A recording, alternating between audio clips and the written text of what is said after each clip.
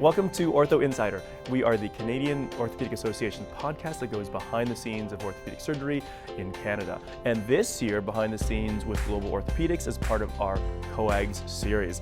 Today we have a very special guest, Dr. Rick Gardner. Dr. Gardner is a pediatric orthopedic surgeon now at Sick Kids, where you are an assistant professor.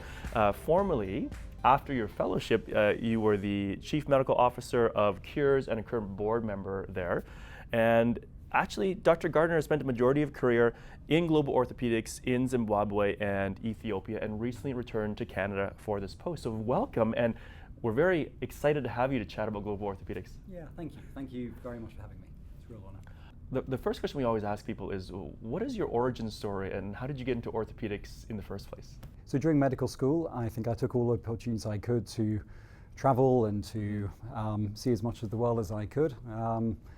And during that time, I had opportunities of, seeing some different places, with a sense that actually I would actually really love to spend some part of my career overseas. The orthopedic side of things was natural in the sense of I loved the practical nature, the way that we can operate, and we can straighten out legs, and the job is done in a very satisfactory way. I think there was an inner carpenter in me which spoke very clearly. And then as the years went on, at one point I thought I'd really want to be one of these general, almost like a Red Cross surgeon. There are some training programs in Europe where you can train to learn how to do a burr hole, and then put an external fixator on a leg and do a laparotomy, and to be really someone who could be out, whether it be in a war zone or an austere environment where there isn't much surgical capacity. And I thought that might be me. And I had some experience in hospitals in my early doctoring time in South Africa, and I spent a bit of time in Afghanistan, and met some situations when I realized that actually within me, I really wanted to be able to provide the highest care to anyone regardless of where I was, whether that would be in London or Toronto or in Malawi or somewhere, and to know that I'd be qualified to do that. And orthopedics was a natural fit, and many inspirational people along the way that I'd be happy to share some of who they are and what they meant as we talk. I'd love to hear about that. Mentors, the common theme is that mentors play such a large role of our development. So I'd love to hear about some of your mentors who got you into global orthopedics. So I think probably one of the earliest ones was a man called Chris McConaughey. It was a place called Umtata in South Africa. It's the Eastern Cape. And South Africa, in many ways, has one of the most sort of dichotomous healthcare systems between the wealthy and people who really have very little access to healthcare. And he ran a hospital called Bedford, covering a population of some 5 million people in a very sort of challenged environment, and had ran an orthopedic hospital there, dealing with people who had severe road traffic accidents, results of trauma, lots of gunshot crime, and as well as lots of chronic infection. And he had the most complex practice I could imagine, had a real sense of, always was saying, look, we'll do what we can. Seeing a kind of an aspect within children's orthopedics I'd never seen before. Lots of tuberculosis of the spine, children who be coming in paraplegic and incontinent, and then through medical management, and then just this remarkable Hong Kong procedure, which I'd never seen before, of coming in through a rib and then collapsing one of the lungs, and then incising the abscess, resecting what was the sort of gibbous deformity, and then using rib and fibula strut grafts, and seeing these kids walking out 3 months later. The change that he was making to people's lives was honestly miraculous, and he was a big inspiration to me. I had the benefit of meeting my wife, who was from North Carolina, who was there for 2 years, and so she was very much involved in that particular aspect of overseas work, not in medicine. And I think that for me was just one aspect which really showed how one person can make a very big difference in a part, and he was a big inspiration. And interesting, today we had the global health, global surgery aspect, we had one of the founders of Sign who came along, who was one of the engineers for Sign. And it was over that period, I think in 2002, and I was in my very sort of early orthopedic training just before starting residency. We had lots of femoral fractures. We were using K-nails. I don't know if you've ever seen the Kunstner nail. It's a straight nail, it's got a clover leaf design, and you open up at the fracture site, and you do retrograde reaming out through the piriformis fossa, and you slap down this solid nail with a clover leaf which stops the rotation, and was the standard way of doing nailings in that region, and it has been in the kind of the previous generation, but that was very much the standard. Then sign nail came, which I'm sure you know about. Yes. Sign. It's incredible. Tell us, please, yes. Yeah, solid nail, which doesn't need X-ray, and it was the first time around 2002 it came to South Africa, and here was a device which meant that you had a locked nail and took away all of the issues of the K-nail, which would often back out. Sometimes you'd have people coming back, sometimes 2 years later, with a lump up around their thigh, and they'd be like, what is this? Yes. And you'd be feeling, and you take an X-ray, and this K-nail had backed out That's to such a incredible. degree that it was a small operation to remove it. Yes, that's right. Yeah, very But ingenious. just, yeah, and just to seeing that change in orthopedic management of Yeah. having locked nails coming through and the change that was making in people's lives, I was totally hooked, and I just thought I'd love to do more of this. That's amazing. Yeah. We had a couple of your colleagues on this series for podcasts, and one of the things that people always seem to talk about is these idea of missions versus long-term practices, but you've really lived that. You know, after your fellowship at Sick Kids, correct me if I'm wrong, but you went straight to Africa, to Zimbabwe, was it, first? And you spent the past 10, 15 years there until just recently when you came back to Canada. Tell us about that decision-making process, or what drew you there, and what was the experience like? Yeah, no, thank you. So, so I had this incredible experience at the Sick Kids Fellowship. During that time, Andrew Howard, who's the head of the department there, has been an amazing inspiration and mentor to me. He was traveling to Addis Ababa to oversee some of the college exams for the College of Surgeons of Southern, Eastern, Central Africa. So this organization called COAGS, which is a remarkable accredited body for 14 nations in sub-Saharan Africa, where all the surgeons will come across all specialties to one city once a year to sit exams to see if they've met the grade to become consultant orthopedic general plastic surgeons. Yes. So Sir Andrew was going over, and I'd spent a year in Malawi and was very keen to continue my work in global surgery. And there's a Cure hospital.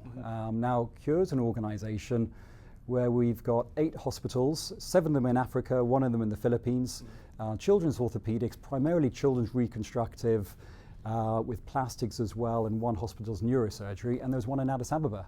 And I thought, actually, I'd love to go and see that hospital.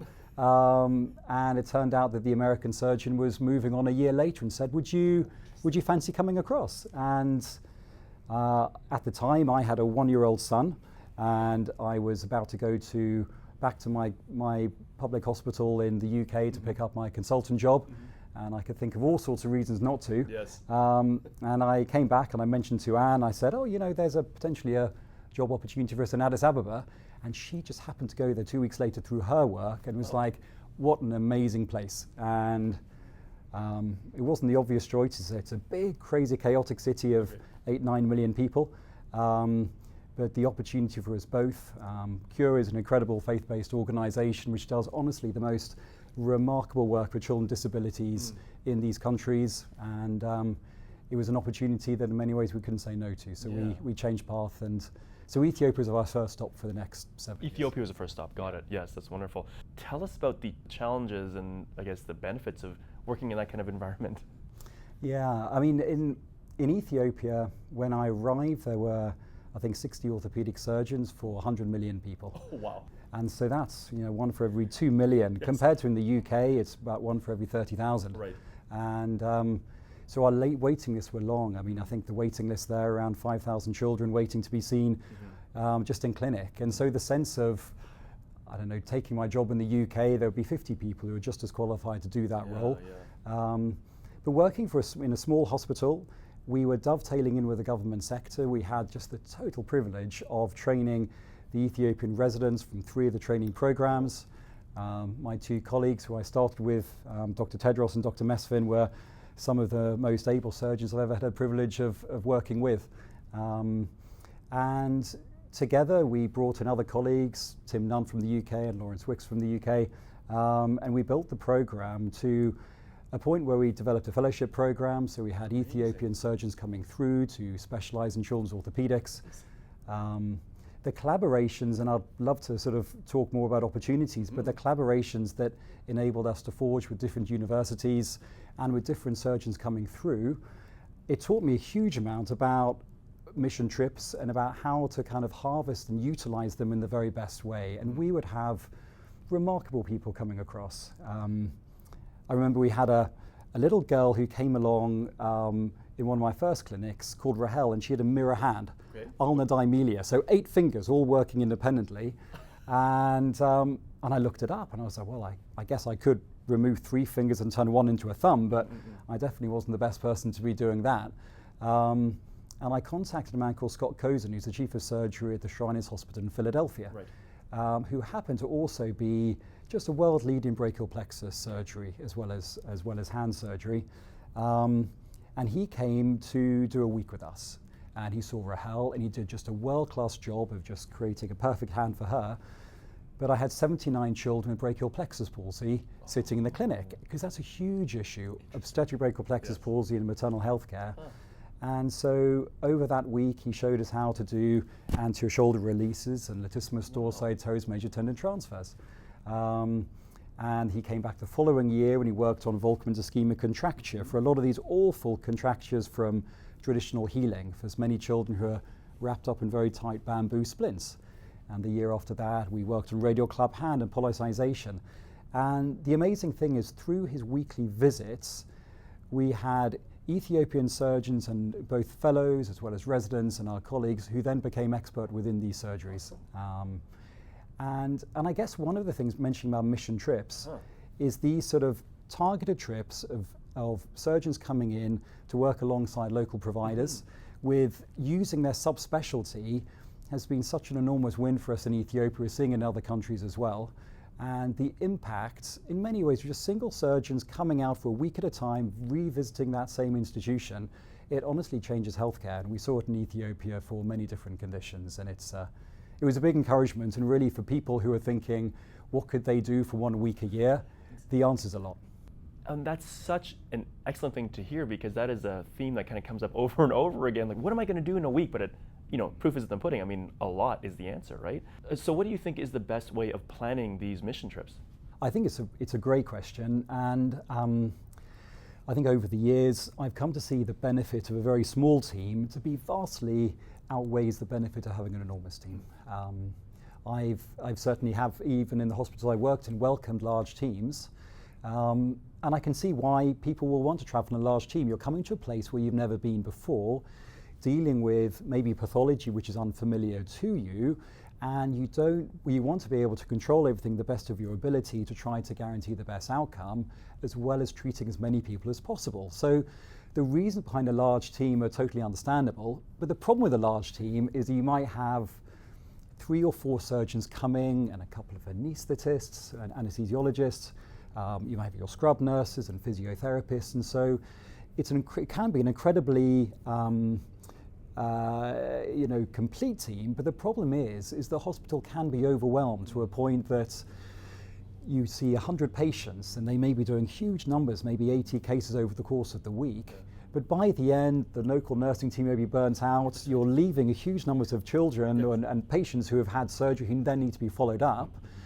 You may not have had an opportunity to be training the local surgeons, and there may not be a transference of skills. Now, in contrast, a team where you have 1 or 2 surgeons coming through, then you've got some fantastic one-on-one, whereby the visiting surgeon will either be taught by the local surgeon saying, look, this is how I will take care of this particular case, and will have the complete privileges of dealing with an unfamiliar complex situation like an 18-year-old with a neglected club foot. There aren't many surgeons on this side of the world who know how to do that, but actually working alongside a local surgeon to see how that can be managed. And maybe the next case is a 4-year-old with a dislocated hip, and then that flips around the other way. But just a wonderful transference of skills and a low volume practice. So not trying to pitch for enormous surgical numbers. What success might be would be a fraction of that surgical numbers, but an incredibly intentional one-on-one relationship which is developed, which is often a 2-way one. And then by the end of the week, the surgeon will get on a plane, may have operated on 15 or so patients, but actually to know that that connection, that collaboration is something which might be long-standing over the next generation, but also whatever skills have been passed on will be held and then used for the years to come. And I think the example I gave of Scott Cozen, we've seen for other visitors who come through, and that is such a wonderful way of doing mission trips, where you can harness each and every person coming through in a very intentional way, and it really does change healthcare in a country. That's incredible, and it's about really fostering those relationships, and like you said, the two-way street of learning, right? Yeah, no, and amazing, really, amazing. And when I first arrived in Ethiopia, I was working very closely with Dr. Tedros and Dr. Mesfin, and I remember the very first list I had, we used to share cases, and I think on that list there was like an 18-year-old with club foot, and then a 16-year-old very severe genu valgum, and then there was a 3-year-old DDH, and then a forearm ORIF. So I said, oh, you know what, I'll do the DDH case and the forearm ORIF, and you know, they will do the ones they're more familiar with, and over time they can teach me how to manage some of these very late neglected cases. And then I was working my way through the DDH case and the forearm ORIF. I went to visit on the ward to find out that the forearm ORIF was actually a forearm fracture. It happened 5 years previously, and the arm was bent here and bent over here, and the hand was working absolutely fine, but it looked like 2 elbows. And so I went to Dr. Tedros and I said, Teddy, this isn't a forearm ORIF. He said, it's an Ethiopian forearm ORIF. And I kind of like would be like, no, fair enough, there's a local context aspect to it. Exactly, yes. And so it's that side of things where local surgeons will know how to manage their local pathologies far better than we will. But the real joy, the mission trip side of things, will be the subspecialist often. The brachial plexus surgeon, when brachial plexus management not happening. What do you do with the radial club hand? What can you do with the volcanic ischemic contracture? And that is something that really will change the way that condition is treated maybe forevermore. So yeah, it's a wonderful way of doing it. Yeah. How did you go about creating and nurturing those relationships? Like, did you just call Dr. Cozen and on the phone and say, hey, can you come over? Actually, people say yes. It was amazing. You send emails and people are like, sure. And it was just really open for that. I think one of the biggest vehicles for this were running courses. Because in some ways, if you're coming along to a country that you've never visited before, there's a lot of pressure. You've got a new environment, you don't know what the theatre's like, you don't know what the equipment's like. But if you can come along and run a course, and we would have just amazing experts from different countries who will come along and run a limb reconstruction course with us, or foot and ankle, or spine, or pediatric orthopedics. And then they would be sitting with the Ethiopian surgeons and the fellows and just go, actually, these are some of the brightest, most exceptional individuals that they've taught. How do we get more involved? And out of that, amazing things happen. We had a man called Tim Theologius, who's a neuromuscular surgeon from Oxford. And on that course, we were on a pediatric orthopedic course who had lots of children with cerebral palsy. And he was, well, you should think about having a gait lab. And we're like, we'd love to have a gait lab, but I mean, is that even possible? How would we do that? And he was saying, well, of course, we'll just ask industry. And I was like, that would be great. And so between himself, Tim Theologius, and his gait lab lead, Julie Stebbins, they approached the 3 different major industry companies, and actually they donated the force pressure plates, the motion capture cameras, the pedobarographs for us to build a gait lab in Addis Ababa that started about 6-7 years ago and is being used to further investigate cerebral palsy, and really how it's different in Addis and what's the best way of managing that. And I think in many ways, so many of these courses have been times of amazing collaboration, times to really meet the local surgeons, the local trainees, and out of those, things like the gait lab has come, but then also fellowship opportunities. And we're just seeing amazing links, so many within Canada, and even this week talking to people from Toronto and from Hamilton and from Vancouver, are seeing all of the links of Canadian orthopedic surgeons actually being very, very involved in training, both in Africa and beyond, as well as in fellowship opportunities back at home. Amazing. Very huge, amazing involvement. Yes. And you mentioned that when you got there was already a residency program, is that correct? Yeah, so we developed that between the 4 institutions within Ethiopia. And then through those residents, some of them said, actually, I now, there's something special about the kind of the time where you have an incredible breadth of colleagues who are doing amazing work for children, who many people in the country felt couldn't be treated. Yeah. And then people were saying, look, we'd like to specialize within this. And so the fellowship program started from there. And so after Ethiopia, then you went on to Zimbabwe and you started a new hospital there and built it. Can you tell us about that process? Yeah, so there's an amazing man called Chris Larvey who spent 10 years in Africa helping to build the hospital, the Cure Hospital, both in Malawi and in Zambia. And actually he was a contemporary of Norgrove Penny, who I'm sure you know very well. And Norgrove's been a big inspiration and mentor to many of us. And so while Chris was in Malawi and in Zambia, Norgrove was very involved, of course, in Uganda and was integral to building Korsu Hospital. Fast forward 20 years, Chris was always very keen to help develop a hospital in Zimbabwe. And over many years of working with the government and securing some land and having some funding from a UK donor, rebuilt an old infectious diseases hospital in Bulawayo into a children's orthopedic hospital.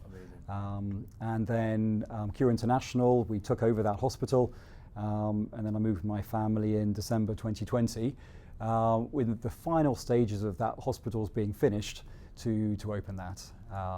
And so that was it is a children's orthopedic hospital. There hasn't been a tertiary referral children's orthopedic service in Zimbabwe. And that's been running for 3 years now, and we've now developed a plastics program there as well with an amazing surgeon called Andrew Hodges. His wife Sarah is the anaesthetist. There's a British surgeon there, Sam Weston-Simons, and they're doing amazing work alongside Colin Masasana and Togechi Matanga, who are amazing Zimbabwean surgeons as well. Amazing.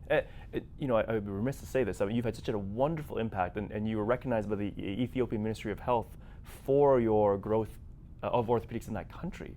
And so how do others go and recreate the successes that you've had? I don't know. I mean, all of the success we all have is all down to support and the collaboration. I think there is so much being done in Canada. It's really amazing. I met just yesterday with Dr. Marku Nusasin from Sunnybrook, and I was telling him about a very impactful conversation I had at the Black Lion Hospital in Addis Ababa, when I was sitting next to a lady called Dr. Wubelam, who's one of the most senior orthopedic surgeons in the country. And I was sitting in a trauma meeting at that government hospital, which is one of the biggest hospitals in Addis Ababa. And at the front, there was a presentation being made by a resident of a series of cases of pelvic fractures, which are being fixed beautifully with column plating and just, you know, world-class work. And she was sitting there and had a little tear rolling down her eye at the time. And I was like, Dr. Wubelam, are you okay? And she was saying, actually, I never thought that I would ever see this quality of surgery happening for pelvic and acetabular fractures, which were traditionally treated non-operatively. And all of that is due to an amazing person called Sami Hailu, who is an Ethiopian surgeon, traveled to work at Sunnybrook and did a fellowship there under Dr. Marku, and spent 2 years there doing pelvic and acetabular reconstruction and arthroplasty, and then came back to Addis Ababa to set up a program which has now become a fellowship program in pelvic and acetabular reconstruction. So how do you get involved? There's so much happening in this society today. You speak to so many people who are training fellows and are traveling to and fro. I think as a trainee, I would speak to your mentors and just say, when are you next making a trip? And to head over and to work alongside the other residents. Tag themselves along with the chief resident and say, look, can I spend 2 weeks with you just to see what it's all about? And then, even if you've only got a week a year, the collaboration that we have within Canada to come alongside the College of Surgeons of East and Central Southern Africa for their annual exam is an amazing time to meet talented surgeons all over, and to start those conversations. And I think one of the things that I would love to see happen even more is institutional to institutional collaboration. You know, I'm working in sick kids now and sort of dream of a time when all of the expertise we have in sick kids, we could approach Addis Ababa University and just say, look, is there any collaboration that you would like to see happen? Are there particular skills in public health and in surgery and in medicine that might be helpful towards you? And not just on a one-on-one surgeon or physician level, but one where we can actually have the administration talking to each other as well. There's also, you know, incredible reverse training as well. You know, the hospital in Uganda changed the way that hydrocephalus is managed internationally. Cool. Before it was always through shunts. A surgeon there called Ben Wolf traveled out to Uganda maybe 20 years ago and realized that through neurosurgery and placing shunts under the skin, the rates of infection are very, very high. And actually, if they can dislodge, the child can come very sick and sometimes a fatal outcome. And developed a way of dilating the third ventricle and cauterizing choroid plexus, which has become a standard of care for many children with hydrocephalus. And that being developed in Uganda. And now surgeons around the world will travel to Uganda to learn this technique and then come back. And that's reverse training is still apparent. And so I say this in a way that I've been a huge beneficiary of a year fellowship in Malawi and then at Sick Kids. And actually we benefit so much from the time overseas, along with this, in many ways, a blended fellowship program with people coming over to institutions like Canada. And I think one of the really amazing, unique things about Canada is the ability to license. In the UK, it's very hard to license people from Africa to come across and from South America. But the licensure aspect means that this sort of bi-directional fellowship program is much more possible here than it would be in Europe or even in the US. After some time away, what was the decision to come back to Canada? So we've been away for 10 years. I went out with a 1-year-old.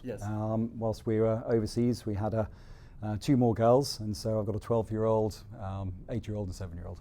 And it actually became a time for them it made sense for their education to have some time back home, whether it be Canada or UK. And actually also an opportunity to also work on some of the things that actually an institution like Sick Kids gives an opportunity of having a deeper dive into issues that I think we can really move a dial on.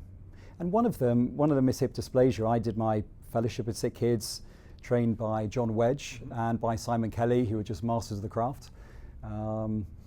Moving over to Ethiopia, I thought there wasn't going to be much DDH. We were always told there's no DDH in Ethiopia. Really? It turns out it's a huge issue. And every week we would have several children needing open hip reductions and femoral pelvic osteotomies.